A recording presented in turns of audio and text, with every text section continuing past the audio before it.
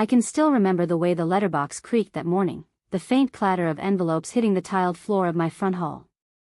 It was early November, the air sharp and brittle with that particular chill that always makes me think of cinnamon and warm cider. I shuffled down the hallway in my wool slippers, my knees aching the way they do when the weather turns, and I bent to collect the mail. Most of it was nothing, catalogs, a utility bill, but there, tucked between them like a bright little intruder, was a cream-colored card with gold-embossed lettering. Thanksgiving at our place this year, it read in Marissa's looping cursive. There was even a tiny illustration of a cartoon turkey in the corner, wearing a pilgrim hat. I stood there staring at it far longer than I care to admit. My son's wife had never hosted Thanksgiving before. For the past 42 years, ever since David was born, Thanksgiving had been my holiday. My house, my kitchen, my battered old table polished to a honeyed glow, and the smell of roasting turkey filling every corner of the house until even the walls seemed to hum with it. But this year, apparently, that chapter was closing. When David called later that afternoon to make sure I'd gotten the invite, he sounded cheerful, almost rehearsed. "Mom, Marissa really wants to do it this year. She's been planning for weeks," he said, his voice bubbling through the phone like champagne. "It's just time for a change, you know? Time for a change." I tried to sound delighted. "Oh, how wonderful," I said, pressing a smile into my voice. "That will be lovely." But after I hung up, I just sat at the kitchen table staring at the sunlight pooling on the linoleum. I could almost see my late husband, Frank, leaning in the doorway, flour dusting his arms from kneading bread. Every Thanksgiving, he used to sing while basting the turkey, an old Sinatra tune, soft and off-key. We'd dance, the two of us, clumsy and laughing, between the counters while the cranberry sauce burbled on the stove. And now, there would be no Sinatra. No dancing. No cranberry-stained fingerprints on my apron. Still, I told myself, this is what life is. Children grow. They build new lives, new traditions. If I wanted to keep my son close, I had to be gracious. I had to let go. So the next morning, I pulled on my coat, grabbed my reusable grocery bags, and drove to the market. It was busy, of course. It always is around the holidays. The parking lot was a patchwork of dented cars and impatient horns. Inside, everything smelled of nutmeg and raw poultry. I moved slowly through the aisles, touching things as I passed, the familiar smooth orange bellies of pumpkins, the sharp green snap of fresh beans. I was determined to contribute something special, even if I wasn't hosting. Something that would remind them that I still had a place in this family. So I decided on my signature pumpkin pies, 3 of them, plus a batch of my cranberry orange sauce. The ingredients piled up quickly in my cart: heavy cream, fresh ginger, brown sugar, cloves, cinnamon sticks, pastry flour, unsalted butter, a splash of bourbon for the filling. By the time I reached the checkout line, the total blinked up at me, $180. I hesitated for just a second. It was more than I'd planned, but I told myself it was worth it. If a few pies could buy me a seat at my own family's table, then so be it. Back home, I lined up the bags on my counter like soldiers.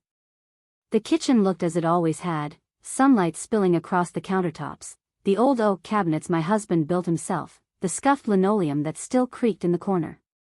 It smelled like home, like every holiday we'd ever shared. As I measured and stirred, the years folded back on themselves. I could almost hear little David's voice asking if he could lick the spoon, see Frank leaning down to steal a piece of pie crust before it went into the oven. My heart ached with it, so full it almost cracked. But underneath that ache was something else, something quieter and harder to name. Fear, maybe. Or the beginning of an understanding, that I was being slowly, gently, edged out. Marissa had never liked my way of doing things. She called them old-fashioned, the same way someone might describe a rotary phone or a horse-drawn carriage. Too much butter. Too much sugar. Too many rules about how a table should be set. And David, sweet David, had always been caught between us, trying to smooth the edges, to make sure no one bled. Maybe this invitation was her way of staking her claim. Of planting her flag in the holiday and saying, "This is mine now." I tried to push the thought away as the pies baked. The house filled with the smell of cinnamon and roasted pumpkin, that deep earthy sweetness that has always meant Thanksgiving to me. I stood at the oven watching them brown, my reflection faint in the glass door. My hands trembled just a little. By the time they cooled, the light had faded outside. I wrapped each pie carefully in foil and placed them into my old wicker carrier, tucking a folded dish towel between them to keep them from sliding. The cranberry sauce cooled in jars on the counter, glowing like rubies. I should have felt proud.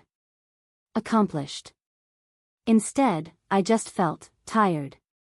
I sat down at the table, the same one we'd eaten around for 4 decades, and stared at the pies. They looked perfect. Golden, smooth, little flecks of cinnamon like freckles across the top. I hoped, foolishly, that Marissa would see them and smile, that she might even thank me. But another part of me, the small suspicious part that I usually keep locked away, whispered that she might do the opposite. That she might see them as an intrusion. A relic from a world she was trying to sweep clean. I brushed the thought off, stood up, and got to work cleaning the kitchen. Late that night, I slid the pies into the back of my car. The wicker carrier felt heavier than it should have. I paused with my hands on the trunk, staring out at the empty street. The wind had picked up, rattling the dry leaves along the pavement. I wanted to believe this was just another Thanksgiving, that everything would be fine. That my son would beam when he saw me, and Marissa would hug me and say she was glad I came. But as I closed the trunk with a soft thud, an ache opened deep in my chest. And I couldn't help wondering, for the very first time, if I was about to walk into a home where I no longer belonged. The drive to Marissa's house always feels longer than it should. It's only 23 miles from mine, but every turn seems to lead me farther away from something I can't quite name. The neighborhood's grown newer as I go, older trees replaced by identical saplings, their roots barely clinging to the soil. The houses, too, seem to multiply like polished teeth, sharp edges, white siding, dark-tinted windows that reflect the world without letting anything in. When I finally pull up to their driveway, the first thing I notice is how quiet it is. No children riding bikes. No laughter spilling from an open window. Just silence, and the cold gleam of glass and metal. Marissa's house looms at the end of a perfectly raked lawn, tall and angular and scrubbed of personality. It must cost them a fortune. I remember David mentioning once, offhand, that the mortgage was $3,200 a month. I had smiled and nodded at the time, but now I can't stop thinking how that's more than my late husband and I paid for our entire first house, and ours is long since paid off. I turn off the engine and sit there for a moment, my hands resting on the steering wheel. My reflection stares back from the glossy front door. I feel like an intruder, like someone arriving uninvited, though I know that isn't true. The pies are on the back seat, wrapped in foil and still smelling faintly of cinnamon. I carry them up the walkway carefully, my shoes clicking on the concrete like tiny hammers. Before I can even knock, the door swings open. "Oh. Eleanor," Marissa says, her voice bright as tinsel. "You made it." She's dressed like she's hosting a magazine shoot rather than a family meal, hair smoothed to perfection, a silk blouse the color of bone, gold earrings that flash when she turns her head. She doesn't hug me. She just stands there, her manicured hand on the edge of the door, and steps back to let me in. The first thing that hits me is the smell. Or rather, the absence of it. No roasting turkey, no onions caramelizing on the stove, no warmth. Just the faint, sterile scent of lemon cleaner. The air hums faintly from the HVAC, perfectly calibrated. The floors are spotless, black hardwood that glints like obsidian. The furniture is sleek and white, with sharp corners and not a single cushion out of place. It is beautiful, I suppose, in the way hotel lobbies are beautiful, designed to impress but not to embrace. "Wow," I manage, forcing a smile. Everything looks very modern. Marissa's lips curl, not quite a smile. We like to keep things simple. Clean. None of that clutter. I glance around. There are no family photos. Not one. No fingerprints on the glass, no dog toys in the corner, no stack of mail waiting to be opened. Nothing to suggest that life is actually lived here. Marissa eyes the foil-wrapped pies in my hands. "Oh, you brought dessert. I thought it might be nice," I say softly. "Well, we already have plenty," she replies, her voice coated in sugar but sharp beneath. "But, thank you. Very traditional of you. Traditional. Old-fashioned. Relic." I hear all of it even if she doesn't say the words. She takes the pies from me like she's handling something fragile and faintly distasteful, then turns on her heel toward the kitchen. I follow a few steps, instinctively, but she stops abruptly and blocks my path. "Why don't you make yourself comfortable in the sunroom?" she says, gesturing vaguely toward the back of the house. "We've set up a little table for you there. It's quieter. Quieter." I glance toward the kitchen. I can hear voices inside, clinking pans, laughter. David's voice, deep and familiar, bubbles up from the noise, and my heart leaps like a child's. But I can't see him. Marissa clears her throat gently, her eyebrows raised. So I nod and retreat. The sunroom is a narrow glassed-in alcove off the main hallway. It's bright but cold, the light harsh against the polished floor. A small round table sits in the corner with one chair. One. It looks more like a waiting room than a place to belong. I sit, folding my hands in my lap, my knees close together like I'm afraid of taking up too much space. I can see the backyard through the glass, a perfect square of trimmed grass with not a single flower or tree to soften it. For a moment, I close my eyes and try to remember what it used to feel like, when David was little and holidays meant chaos. My old house was small, yes, but it was alive. The kitchen would be a storm of smells and colors, flour drifting in sunbeams, the oven humming, the radio playing some old country song. Frank would whistle off-key. David would sit on the counter kicking his feet, asking when dinner would be ready. We didn't have much money, but what we had was ours. And now here I am, in a $3,200 a month showroom that smells like nothing. I open my eyes again and stare at my hands. They look older than I expect. The veins rise like river paths under my skin. I hear footsteps and glance up. Marissa strides past the glass door, talking rapidly into her phone. "Yes, the place looks amazing, everything's perfect. She's here already. Just keep her out of the kitchen, okay? She just needs to stay out of the way." The words are muffled, but not enough. They slide through the crack in the door and lodge somewhere deep in my chest.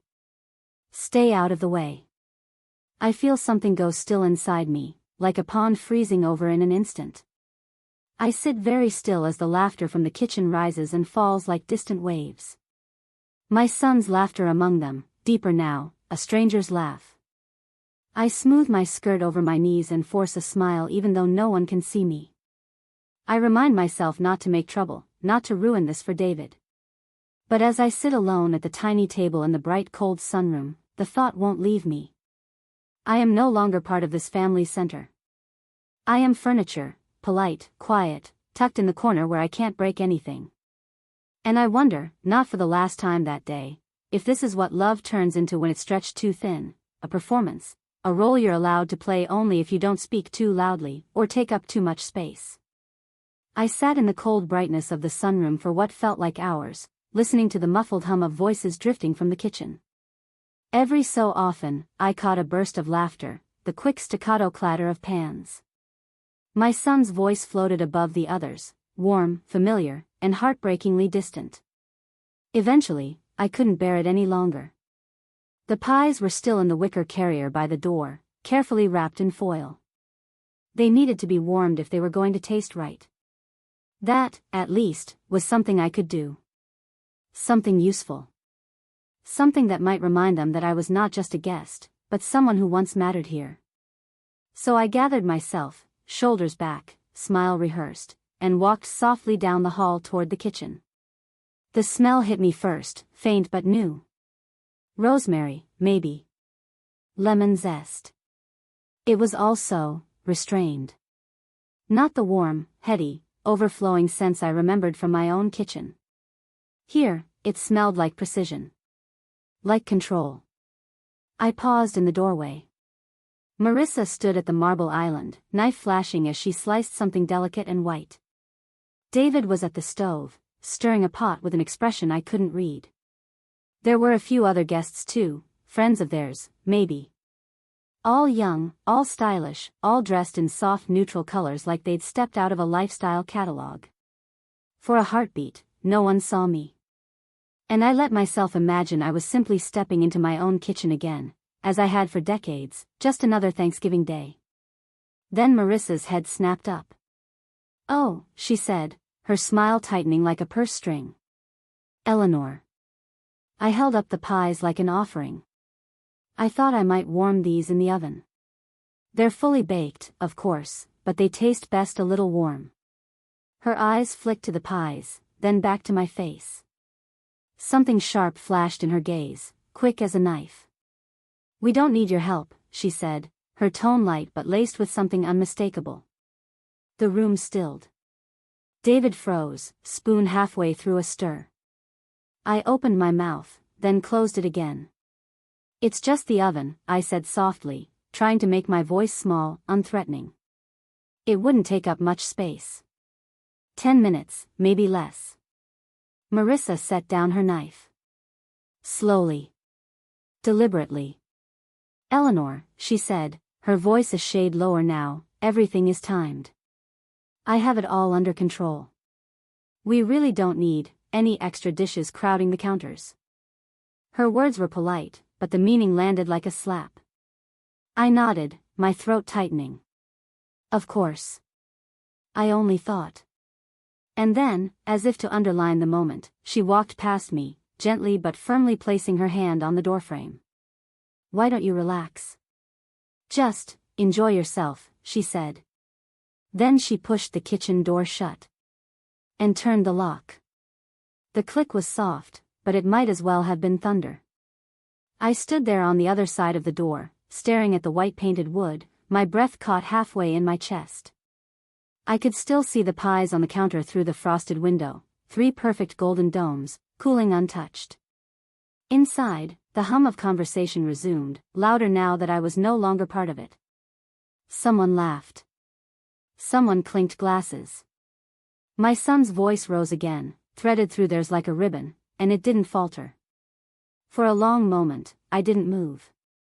This was the kitchen where my son had once licked pie batter from my fingers, where I had taught him to crack eggs, where I had stood holding him as he cried the night our old dog died. And now, it was a room I could not enter. I pressed my palm lightly to the door, as if I could feel the warmth through it. But there was nothing. Just cold paint and silence on my side. Something heavy seemed to settle in my bones, as if the weight of all those years had finally caught up to me. My bag sat where I had left it on the bench in the hallway. I went to it and opened the zipper, my fingers brushing the edges of the gift I'd brought, an expensive board game for Noah. $50, the box still wrapped in crisp green paper with a gold ribbon.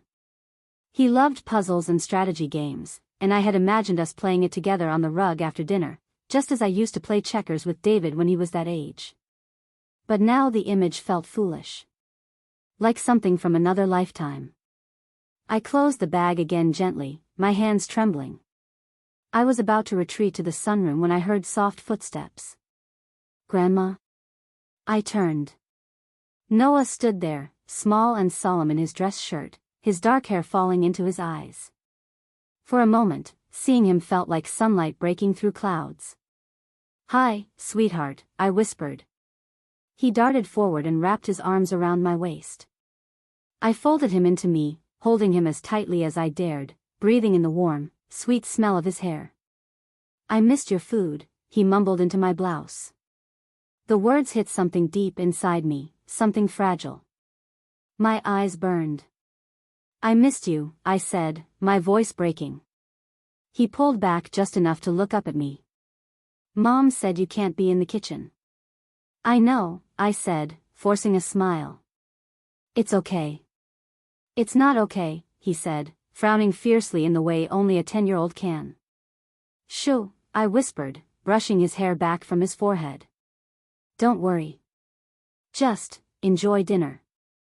That's what matters."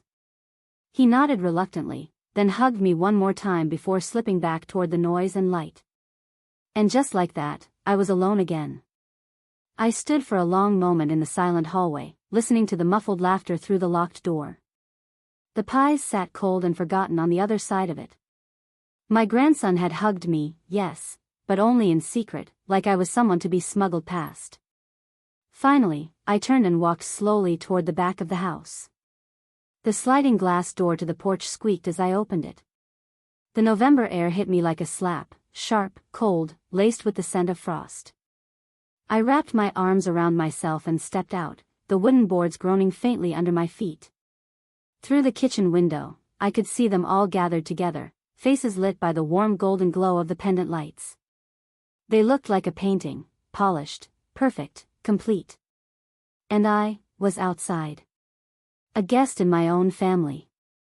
I stood there shivering, my breath rising in pale clouds, and for the first time it truly settled in my chest like a stone.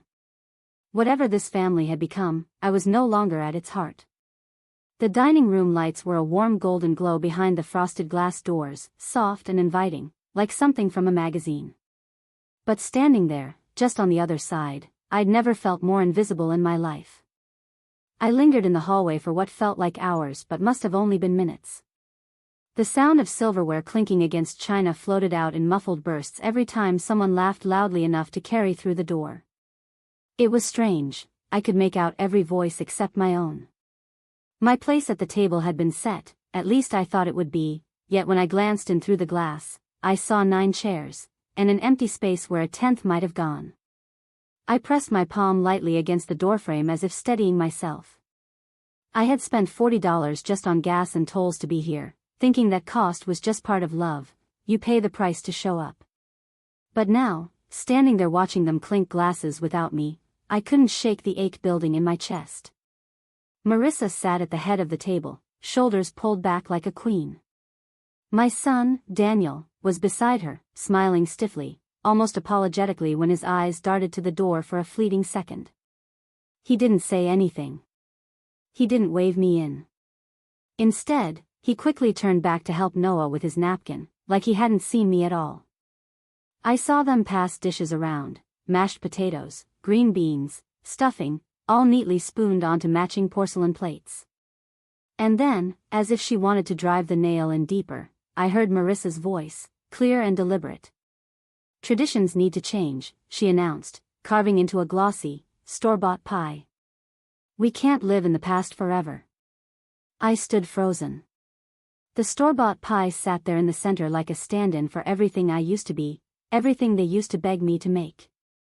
My pumpkin pies, the ones I had spent 2 full days and $180 crafting, were still sitting on her cold granite counter, untouched and unspoken of.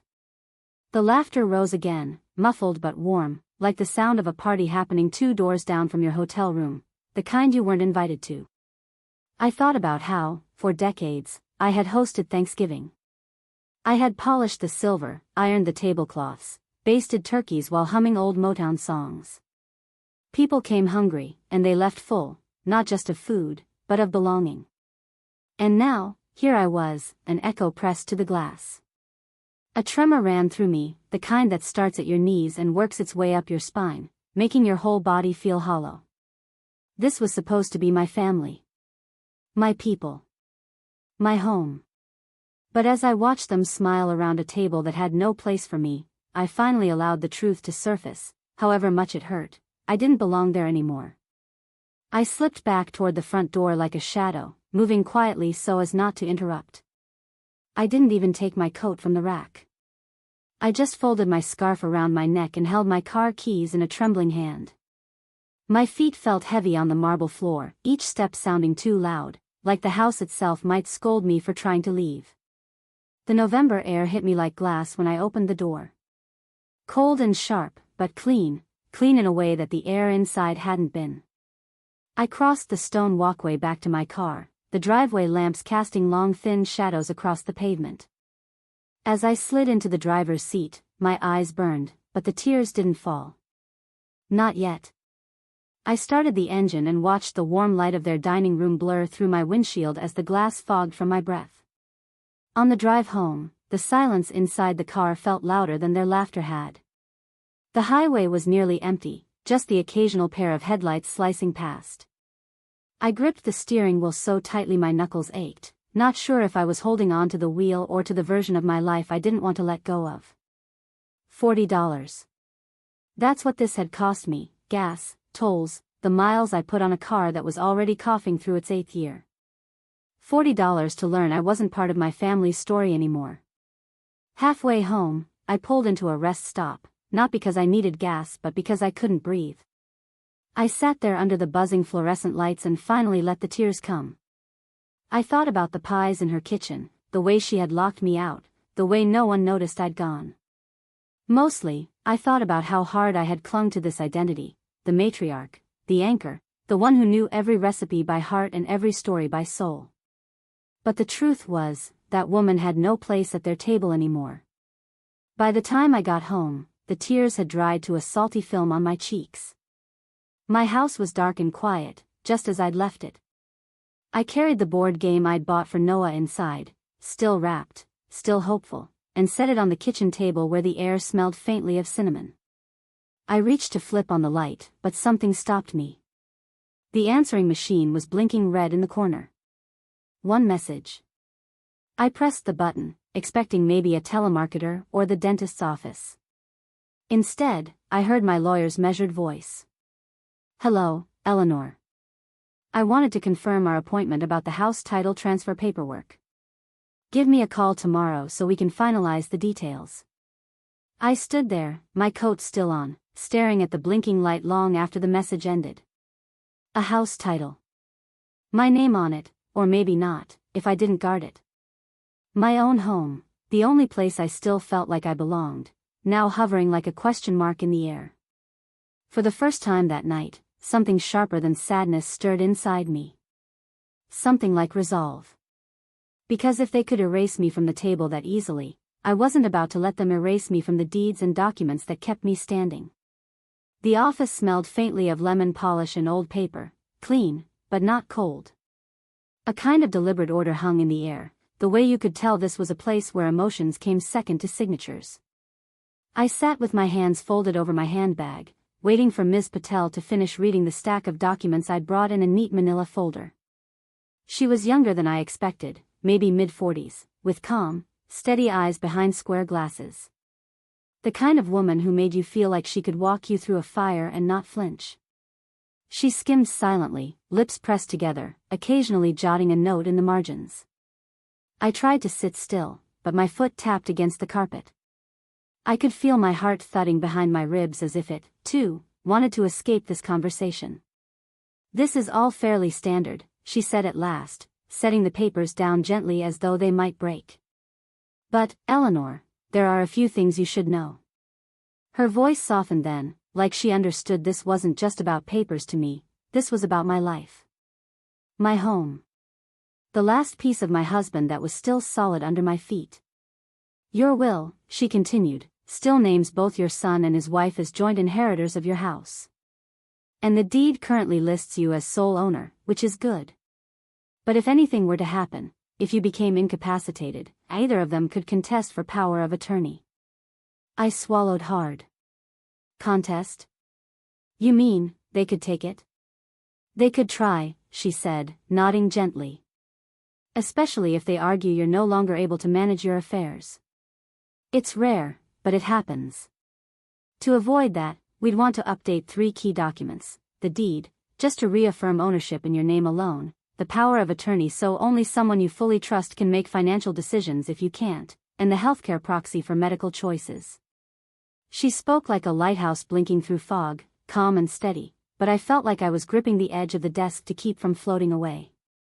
Because as she laid out her pen in clean forms, I realized what this truly meant. I was about to build a legal wall between myself and my own son.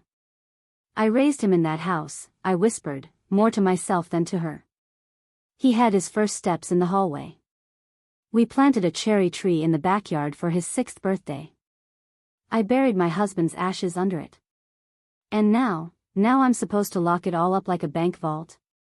Ms. Patel's eyes softened. You're not locking anyone out, Eleanor. You're just making sure that you get to decide what happens to your home. That's not selfish. That's responsible. Responsible. The words sank like a stone in my chest. I thought of Thanksgiving, of the locked kitchen door, the untouched pies, the laughter that went on without me, and for the first time, I stopped trying to explain away their behavior as stress or youth or just the way families change. Maybe they had changed. Maybe I hadn't wanted to see it. I picked up the pen. It felt heavier than it should, as if all the years of mothering were packed into its barrel, begging me not to do this. Not to choose me. But I thought of the blinking red light on my answering machine, of the way Marissa had said, traditions need to change, while feeding my son store-bought pie, and something inside me straightened like a spine remembering how to stand. I signed the first page, updating the deed. I signed the second, granting durable power of attorney not to Daniel or Marissa, but to my oldest friend, Gloria, who had known me longer than either of them had even been alive. I signed the third, naming Gloria as my healthcare proxy, because I knew she would listen to my wishes, not just what was convenient. When the last paper was done, Ms. Patel gathered them neatly and slid them into a folder, tucking it closed with a soft click. That's it, she said. Everything's updated. You'll get certified copies in the mail in about 2 weeks. I'll file the deed transfer with the county clerk by Friday. How much do I owe you? I asked, my voice barely above a whisper. She smiled politely, glancing at her invoice pad. It'll come to $950 total for the estate planning updates. $950. Nearly a month's worth of groceries. Almost what my property taxes used to be when my husband was alive. I handed her my debit card with steady fingers anyway. Because this wasn't an expense. This was protection. This was peace. On the drive home, the trees lining the road blurred in streaks of bare gray branches, and for the first time in days, I could breathe without my chest caving in. I had done it. Quietly. Without drama. Without asking for anyone's permission. It wasn't rebellion. It wasn't revenge. It was mine. And yet, as I pulled into my driveway and saw the familiar brick house with the sagging porch swing, I felt something else stirring under the calm, a ripple of fear. Because Daniel would find out. Eventually, he would know I had redrawn the map of my future without leaving him a key. And I didn't know if he would forgive me for that. The phone rang just after dusk, when the last light of day was leaking out behind the hills and the house was soft and still. I was curled on the sofa with a blanket over my lap, trying to lose myself in an old black and white film. My eyes were puffy from lack of sleep, and the steady hum of the TV was the only thing keeping my thoughts from circling too loud. When the caller ID flashed David, my heart leapt before my mind caught up. It had been days since Thanksgiving. A small, ridiculous part of me hoped this was the call where he'd simply say, "Mom, I'm sorry. Come over. Let's talk." I answered with a smile already trembling on my lips. "Hi, sweetheart." "Mom," he cut in, his tone clipped, cold, like a slammed door. "Marissa's really hurt. She spent days planning that dinner, and you just left. No goodbye, no thank you. Do you have any idea how that made her feel?" His words hit like gravel tossed against glass, sharp, surprising. David, I waited," I said gently. "No one called me to the table. I stood there watching you all eat. My seat was." "You're being dramatic," he interrupted, sharper now. "It wasn't personal. You could have just joined in. You always expect everything to revolve around you, and it doesn't anymore." The words hollowed me out. I sat there, the phone pressed to my ear like it weighed 10 pounds, hearing the son I raised talk to me like I was a stranger who'd caused him inconvenience. "David," I whispered, trying to steady my voice, "I wasn't trying to make anything about me. I only brought the pies because I thought." "You always do this," he snapped, his voice rising. This guilt-tripping. This martyr thing. It's exhausting. If you can't adapt, maybe you just shouldn't come next year. Or at all. There was a pause, a thin, cracking silence. And then he said it, soft but final. You're not welcome if you can't adapt. It was the kind of sentence that doesn't echo, it detonates. I sat frozen, mouth open but soundless, like something inside me had been unplugged. David, do you even hear what you're saying to me? But he didn't answer. There was a sigh on the other end, the kind that said he was done, and then the line went dead. Just like that. I set the phone down on the coffee table as if it were made of porcelain. My hands were trembling, my breath coming too fast. I didn't cry at first. Not right away. I just stared at the flickering TV screen while the words replayed in my head, sharp as shattered glass. You're not welcome. I had spent years being welcome everywhere he went. When he was little, he used to run into my arms so hard he'd nearly knock me over. I remembered crouching in the dorm bookstore his freshman year, slipping my debit card to the cashier before he could argue. $320, every semester, for textbooks he swore he could afford but I knew he couldn't. I'd told myself it was what mothers do, give quietly, so their children can stand taller. And now he was taller. Taller than me, taller than the memory of who he used to be. The tears came slowly at first, then all at once, hot and silent, soaking the collar of my sweater. My chest ached with the kind of grief you don't scream about, you just fold inward and hope it doesn't split you in half. Because it wasn't just about Thanksgiving. It wasn't even about Marissa. It was about losing my son while he was still alive. The boy who used to fall asleep on my shoulder on road trips. The teenager who called home crying when his first girlfriend broke his heart. The young man who promised he'd always be my #1 fan. That boy was gone. And this man, the one who spoke to me like a burden, had taken his place. I cried until the film ended, until the credits rolled across the screen in silence and the TV blinked to black. The house was so quiet it almost roared. At some point, the sobs turned to hiccups, then to stillness. I sat there in the dim light, staring at the photographs on the mantel, our family frozen in smiles, still believing in each other. I wasn't sure when it had happened, when the line had been crossed between being needed and being unwanted. But tonight had made one thing painfully clear, I couldn't keep begging for a place in their lives. Love isn't supposed to need begging.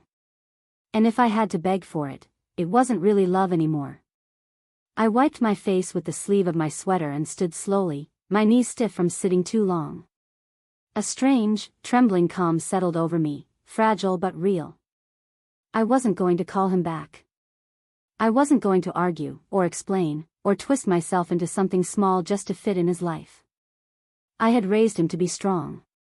I had not raised him to be kind. But I could still choose kindness for myself. I turned off the lamp and started down the hallway toward my bedroom. The house was silent except for the soft hum of the refrigerator and the echo of my own footsteps. And then, just as I passed the front door, I saw it, a white envelope poking through the mail slot, the edges curled from the cold night air. I bent to pick it up, still sniffling, and squinted at the logo in the corner. The community center. Inside was a neatly printed flyer.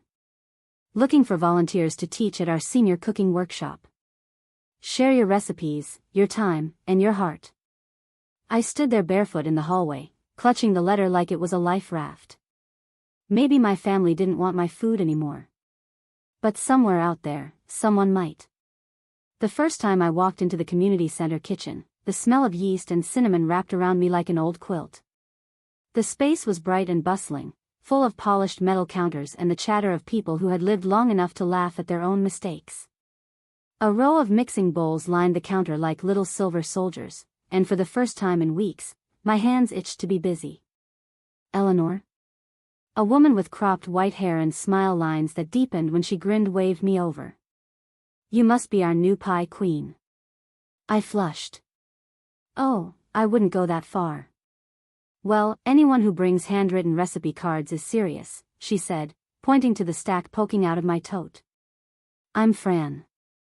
Her voice was warm, matter-of-fact, the way my sister's used to be. There were 8 of us total, all of us seniors, all of us with stories that peeked out between the folds of our aprons.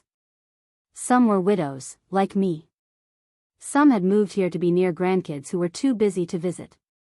One man, George, admitted he'd never cooked a day in his life but wanted to learn, before the microwave makes me obsolete. We laughed, and something inside me loosened. We started simple, biscuits, rolls, little custard cups, but by the second week, they'd coaxed me into leading the class on pies. I stood at the counter with flour dusting my knuckles, and it was like slipping back into a familiar rhythm, the one my husband always said he could hear even from the backyard, the sound of me humming while I rolled out dough. Cold butter, not melted, I told them, tapping the edge of the mixing bowl. Cut it in, don't stir it. You want little flakes, not paste. That's how you get the crust that shatters like glass when you bite it. They listened, wide-eyed, taking notes on scraps of paper and napkins. When George managed to crimp the edges of his crust without tearing it, we all clapped like he'd won the lottery. And when the first batch of pumpkin pies came out of the oven, the smell made me close my eyes. It wasn't just cinnamon and nutmeg, it was memory. It was all the Thanksgivings where my kitchen was the center of the world, and love was something you could ladle onto plates. That night, when I got home, my house didn't feel quite so empty. The silence wasn't hollow anymore, it was just quiet, like a cat napping in a sunbeam. A week later, friend shoved a flyer into my hands as I was packing up my apron. "Holiday bake sale," she said. "We're all entering. Winner gets bragging rights and a shiny blue ribbon." I laughed and shook my head. "I'm not competitive." "Good," she said, winking. "Then you'll win without trying." I didn't expect to. Truly, I didn't. But 2 days before the sale, I stayed up until midnight making 6 pies, 3 pumpkin, 2 pecan, 1 apple bourbon. I lined them on the counter like jewels, and the kitchen smelled like my old life in the best possible way. The bake sale was chaos and joy, children darting between tables, parents balancing cocoa cups, carols crackling from the old speakers. I stood behind my little booth, offering slivers of pie on paper plates, and people's eyes went wide after the first bite. By the end of the afternoon, every pie was gone. All 6. When I counted the cash box, there was $180 in crumpled bills and cheerful little tips. I just stared at it, stunned. For years, my pies had been expected, taken for granted, background noise to family chatter. And now strangers were smiling at me, asking for my recipe, telling me I reminded them of their grandmothers. I walked home through the chilly dusk with the cash tucked in my coat pocket, but what warmed me wasn't the money. It was the laughter that still echoed in my chest, the real kind, not the brittle, polite laugh I used around Marissa. I had thought my worth lived only in my family. That if they didn't see me, I would disappear. But standing in that crowded hall, selling pies to people who didn't know my name until that day, I remembered something I hadn't felt in years. I existed all on my own. Not as a mother. Not as an afterthought. Just, as me. When I got home, I put the blue ribbon on my fridge and made a cup of chamomile tea. I curled up on the sofa with my blanket and listened to the wind pushing at the windows. And for the first time in months, the laughter bubbled out of me without any effort at all. Not because I was trying to make anyone comfortable. Not because I wanted to prove I was fine. Just because, for a moment, I really was. The morning light poured softly through the lace curtains, tracing golden patterns across the kitchen table where Eleanor sat, her pen poised over a crisp sheet of stationery. The house was quiet except for the faint ticking of the clock above the stove. Outside, the air carried the first sharp whispers of winter, but inside, the warmth from the old radiator wrapped around her like an old shawl. On the table, her journal lay open beside her, the worn leather cover curling at the edges like a smile trying to remember itself. For days, something had been stirring in her chest, something heavy yet strangely light, like a sigh waiting to be freed. And so, this morning, with the smell of cinnamon tea steeping nearby, she had decided she would finally write it. Not an email. Not a text. A letter. A real letter, in her careful script, the kind that demanded time and intention. "My dear David," she began, the words shaky at first, as though unsure if they belonged to her. Her hand trembled slightly as she wrote, but her heart felt strangely steady. She told him about the day he was born, how she had been so young, so terrified, and how holding him had been like holding the sun itself. How she had built her entire life around the promise of keeping him safe, even when it meant losing pieces of herself along the way. She admitted she had clung too tightly sometimes, mistaking control for love, tradition for care. "I see now," she wrote slowly, "that love cannot be forced into familiar shapes. And perhaps, in trying to keep you close, I made it harder for you to breathe." Her eyes blurred, and she set down her pen for a moment. The silence of the house hummed around her, full of all the words she had swallowed over the years, things she had meant to say but never had, things that had turned to stone in her chest. She continued, her words flowing more easily now. "To Marissa," she wrote, "I know I have seemed stubborn. Perhaps even judgmental. You have your own ways of loving this family, and I failed to understand them. I should have welcomed you as the woman who loves my son, instead of measuring you against my own ways." Then her tone shifted, still gentle, but firmer. She wrote of the hurt she had felt, standing outside the kitchen door, hearing laughter without her. The ache of watching her place at the table sit empty while they passed around store-bought pie. "I am not asking for an apology," she wrote, "but I need you to know that I am human. That I bleed when cut, even if I do not cry out." As the letter stretched on, her pen grew lighter in her hand. She began to write about herself, not as their mother or their mother-in-law, but simply as Eleanor. A woman who had raised a son, buried a husband, paid off her house one slow month at a time. A woman who now taught other seniors how to knead dough and fold butter into pastry, who had just won first place at a bake sale, who laughed again. And then she wrote the words she had been carrying like hot coals in her chest. "I no longer need your approval to feel whole." Her tears came then, slow and quiet, not from sadness but from release. She paused to sip her now cold tea, staring at the lines of her handwriting as though they belonged to someone else, someone braver than she had thought herself to be. She ended the letter simply. "I will always love you both. And I will always love Noah.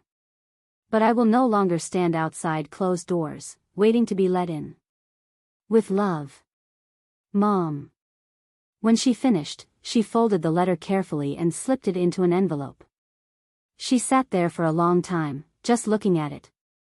For a moment, she imagined dropping it in the mailbox, imagined the confrontation that might follow, the phone calls, the accusations, the stunned silence on the other end of the line. But then a different truth settled softly in her chest, like the final stitch in a long frayed seam. This letter wasn't meant for them. It was meant for her. Eleanor opened her journal, its pages crowded with decades of grocery lists and memories and recipes written in the shorthand only she understood. She tucked the envelope between the pages and closed the book gently, as though closing a chapter, not in anger, not in defeat, but in peace. Her gaze drifted to the small cedar box on the shelf by the window. Inside, labeled in her neat handwriting, was a folder marked Noah. Months ago, she had taken $5,000 from her savings and set up a trust fund for him, untouched, separate from David and Marissa, waiting for the day he would be old enough to decide his own path. It wasn't about money, really. It was about leaving something of her love behind that couldn't be locked out or erased. Something that said, "You mattered to me," long after she was gone. Outside, the first snowflakes had begun to fall, swirling like tiny scraps of paper in the wind.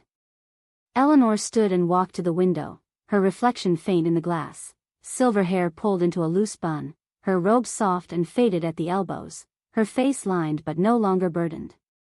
She pressed her palm to the glass and exhaled. Tomorrow was Thanksgiving. For weeks, she had dreaded it, imagining the ache of sitting alone while they carved the turkey without her. But now, she realized, she wasn't dreading it at all.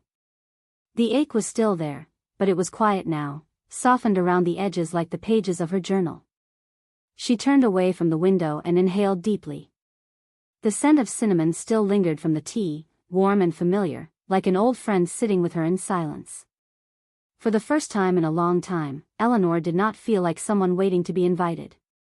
She felt like someone who had come home to herself. The morning of Thanksgiving dawned with a shy golden light, spilling through Eleanor's kitchen window and pooling across the counters like honey.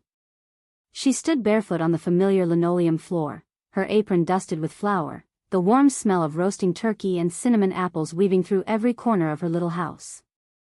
The air held the rich hum of something sacred, not the stiff formality she once chased, but something softer, freer, entirely her own.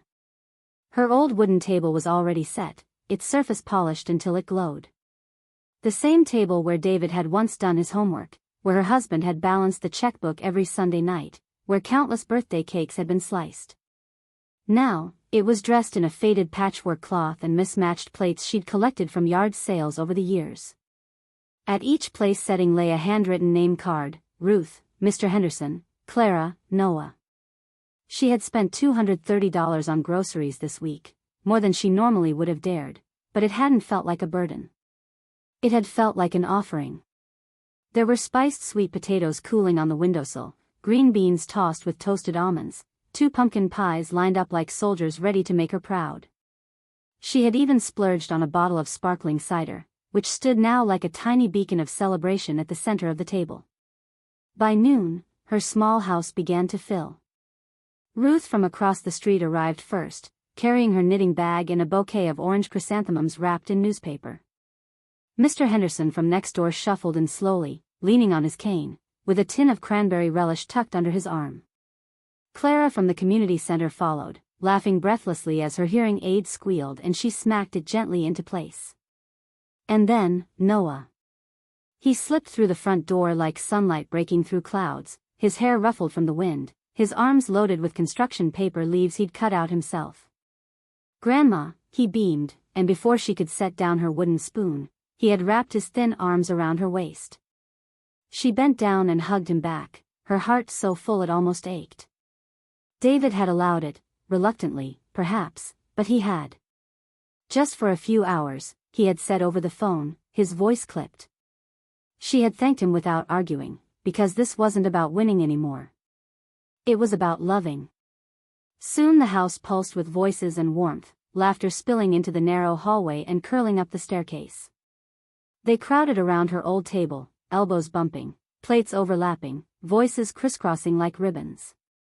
Eleanor served each dish with ceremony, ladling gravy as if it were gold. They ate. And they talked.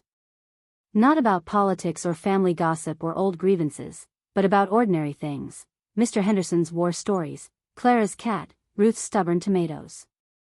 They told jokes so corny they made themselves cry with laughter. At one point, someone turned on the radio and a crackling old jazz song floated through the air, and Ruth got up to twirl slowly in the corner, her skirt spinning like a bell. Eleanor watched it all with a quiet, trembling joy. Halfway through dessert, Noah pushed back his chair and stood, holding his fork like a microphone. "Can I say something?" he asked, his voice suddenly small in the happy chaos. Everyone paused. "This," he said, his eyes sweeping the room.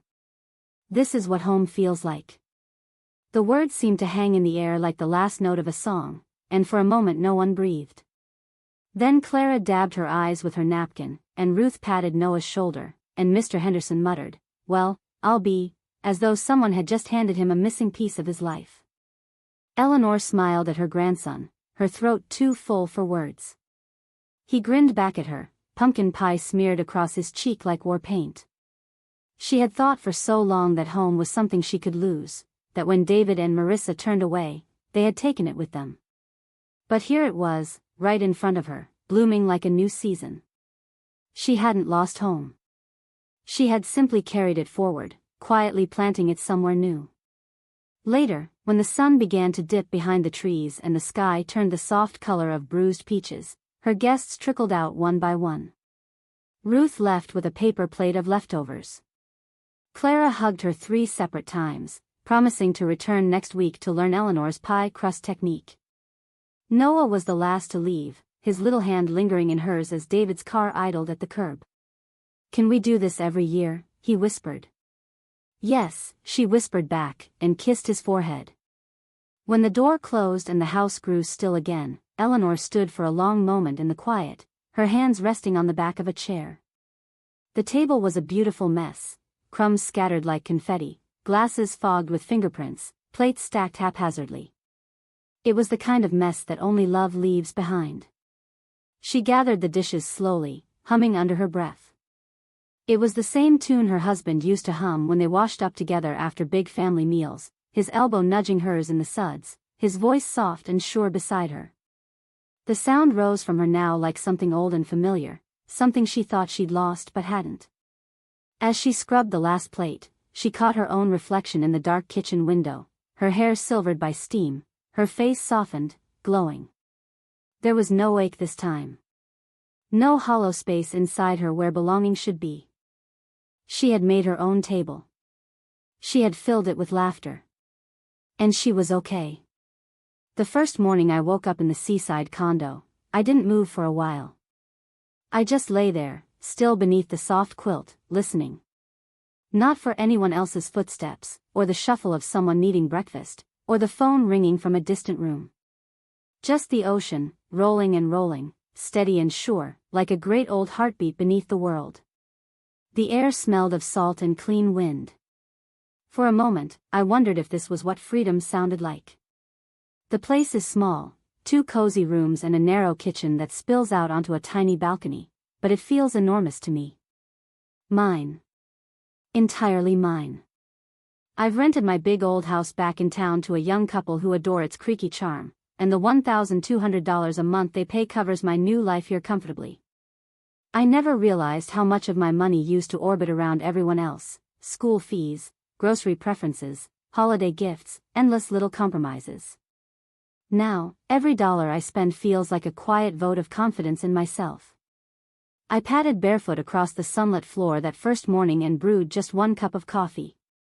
Not the huge percolator I used to fill for a bustling breakfast crowd, not the frantic clatter of plates and voices, just one perfect cup, rich and dark, made only for me. I carried it to the balcony, wrapped in my old cardigan, and watched the water dance. A fisherman waved from the pier below, and I raised my mug in return, feeling like I had finally joined the rhythm of the world instead of just rushing through it. Life has softened into something unexpected, something tender. On Mondays and Wednesdays, I drive back into town to volunteer at the library. I shelve children's books, help people print out resumes, and fuss with the local authors, display until it looks just right. There's a calming hush to the place, like the whole building is holding its breath. The library director even gave me a little enamel pin shaped like an open book. I wear it on my cardigan as if it were a medal. And twice a week, I return to the community center's kitchen, not as a lost old woman anymore but as a baking teacher. The first time I showed the kids how to roll out pie crust, their eyes went round with wonder. They giggled when flour poofed up around their elbows. The trick, I told them, is to treat the dough gently, the way you'd hold a baby bird. I saw something light up in them, the joy of creating, the pride of making something from their own 2 hands. Saturdays belong to my grandson. He comes in a tiny apron with his name stitched crookedly across the front, serious as a scientist. He measures cinnamon like it's precious gold, checks the oven timer every 60 seconds, and beams when we lift something beautiful from the heat. Sometimes we burn things. Sometimes we create perfection. Sometimes we just sit cross-legged on the kitchen floor eating chocolate chips straight from the bag while the warm air hums around us. When I watch him, I think of the boy I raised, the boy who became a man who doesn't quite see me anymore. It doesn't hurt the way it used to. I've stopped needing him to. I don't see myself as someone cast out of a story. I am writing my own now. Evenings are mine in a way they never were before. The condo turns golden in the light of the setting sun, the ocean darkens to silver, and I pull out my paints. I've started watercoloring again, small things, the shape of the tide on the shore, my hands dusted in flour, the curve of my grandson's smile. I keep the brushes and paper spread out across the kitchen table and don't rush to tidy them away. The mess feels like proof that I exist. Sometimes I open my journal and reread the letter I wrote to my son and his wife, the one I never sent. The folds are soft now from being opened so many times, the ink blurred where tears once fell. I don't cry anymore when I see it. It feels like something written by a woman who hadn't yet realized that rejection is not the same as erasure. My world is smaller now, yes. But it is deeper. I no longer crave approval. I crave authenticity, and I have it. I notice the little pauses in life now, the second before the oven timer dings, the quiet after the library's closing announcements, the breath just before my grandson knocks on the door. Those silences used to scare me. Now, they feel like gifts. Tonight, after my grandson carried home a box of still warm cinnamon rolls, the condo felt full of laughter even after he'd gone. I stepped onto the balcony and wrapped myself in my cardigan. The air was sharp with salt. The moon rose silver over the black water, casting a path of trembling light straight to my feet. I thought of all the kitchens I've stood in.